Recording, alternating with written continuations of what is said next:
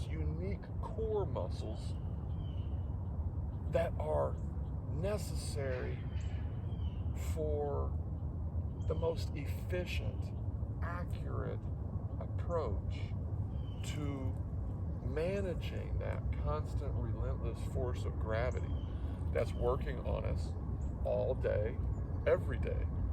And the ability of us to, with our conscious choice, our intention, change that aspect of how we interface with our other self. I believe that there are two selves. You have the self that acts subconsciously, automatically. And then there is this other self that reacts consciously. And it's that difference, that duality that provides the distinctions and the diversity of experience that makes life fulfilling, that makes it an experience that should be perpetuated and should be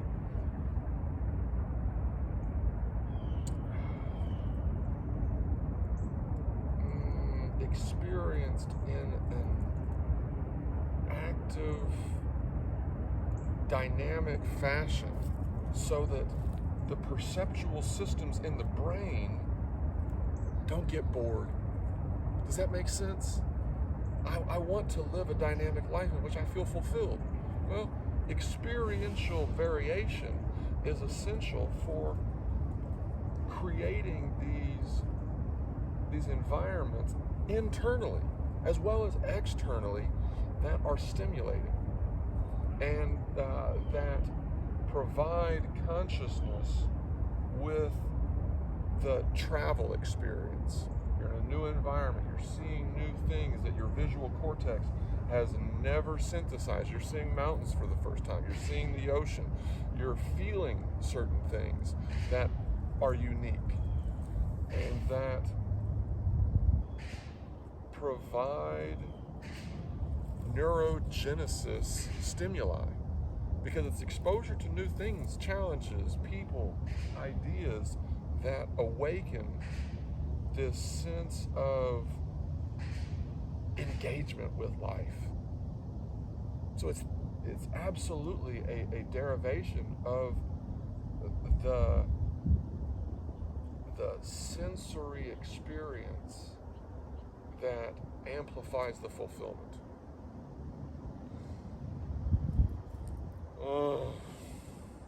And it's precisely the activation of the different sectors of our body to become perfectly aligned with gravity.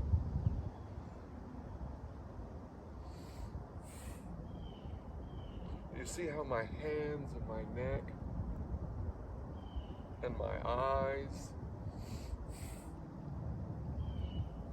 are creating these waves that undulate and require some counterbalancing action in order for them to have a healthy consequence. They don't have to be great, they don't have to be rough, they don't have to be brutal or violent. We have to be gentle with our bodies and with our internal organs and all of the processes that they are doing for us to make us feel good, to make us feel as if life is worth living, and that process should be continued. School shootings, self-destruction, addiction, of whatever stripe,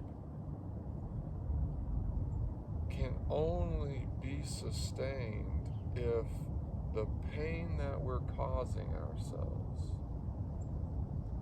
is continuing because the experiences that are exhilarating, the experiences that are necessary for this state of fulfillment, these sensibilities that we've honed over the course of our lives, need to be sated, so much so that we don't have the toolkit for overriding these addictions, these urges. And it's that failure to understand how to hack the body, just like a piece of technology, to do as much as it can for this larger system. You hack the mind to help the body. You hack the body to enhance and to heal and to help the mind. They appear to be separate, but they're deeply connected. Oh.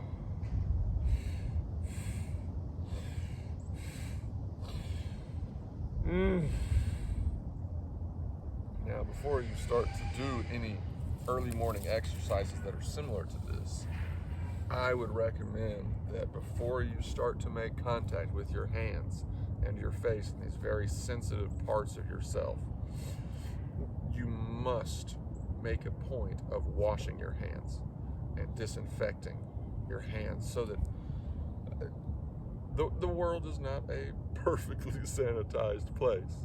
So how can we make our union of self even more perfect? You eliminate the dirt, you eliminate the grime that accumulates, you eliminate the pollutants in the air that come onto the skin.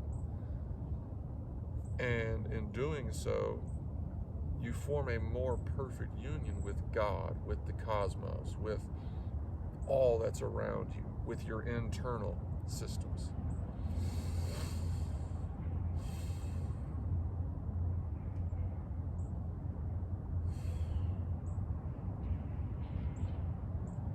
And then you become aware of all of these muscles that have been atrophied by going through these different elevatory sectors.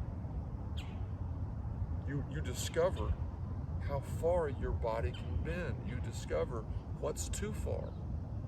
You discover that that's as far as I can extend my arm. To extend it further is to compromise some part of this spinal skeletal system in order to acquire what's right there. This is one of the lessons from the Star Wars series. If you remember, in Empire Strikes Back, Luke has been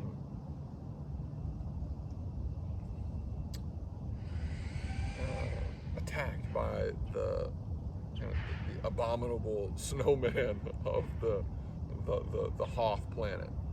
And whenever he awakes, his feet are frozen, he's hanging upside down, and his lightsaber is outside of his reach. He's trying to reach for it, but then he relaxes, and he just goes as far as he can go. And then the Force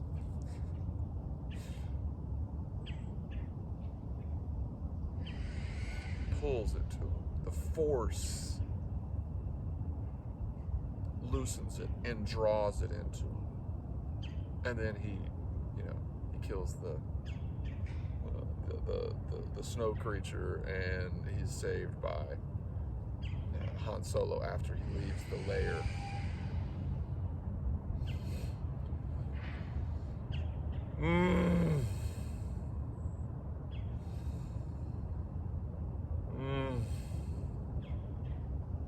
So let's go ahead and do this third round of Wim Hof. I did one inside, laying down.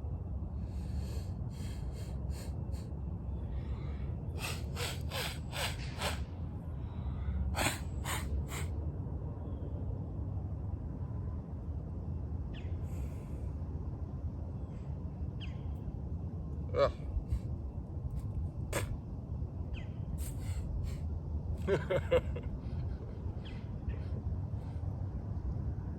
Let's see if I have some Kleenex. I don't. All I have is a face mask. Should I use this? Well, I'm not going to. I'm going to do this with snot on my lips. Oh, there's the first one. Let's do 35. Mm.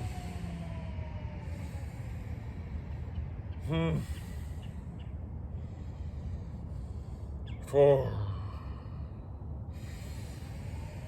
5.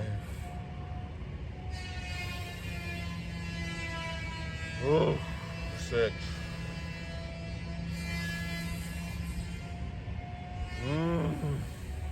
7.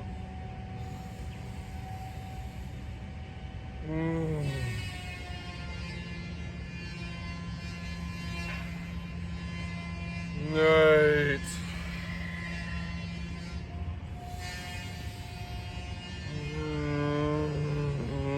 9.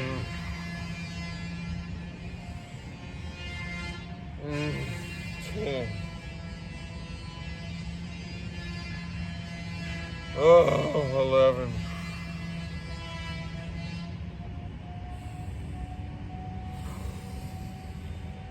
12.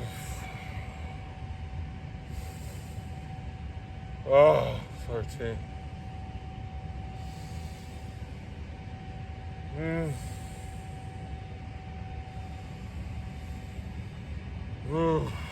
14.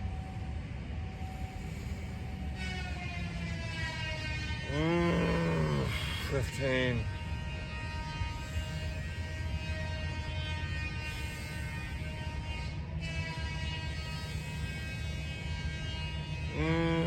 17.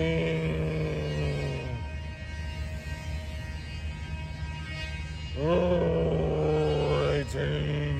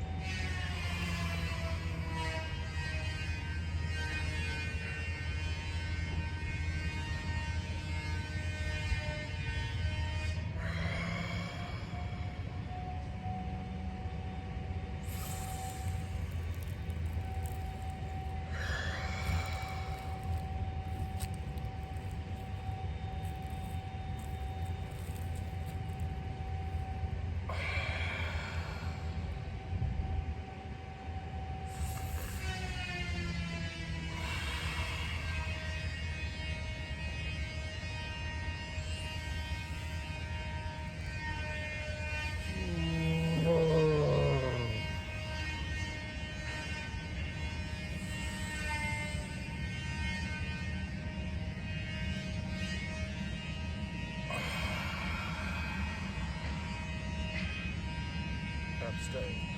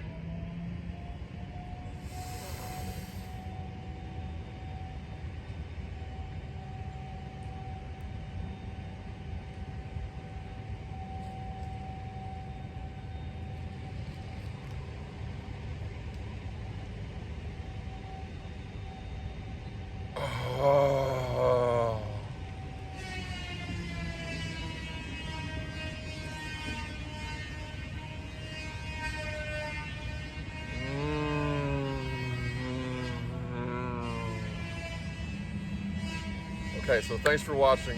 This is part of my morning routine, and I think if you were to replicate this, if you were to mimic this, you would see the benefits almost immediately. So thank you for watching. I'm Evan Dunn. This is a uThrone. This is something that helps to counteract the technology in the modern world by changing our bodies. And it's just a slight change. It's an incremental change. So thank you. I hope this has been helpful, and contact us if you want to order some of these, or if you want to take a class that I teach. I invite you to. Thanks. See you soon.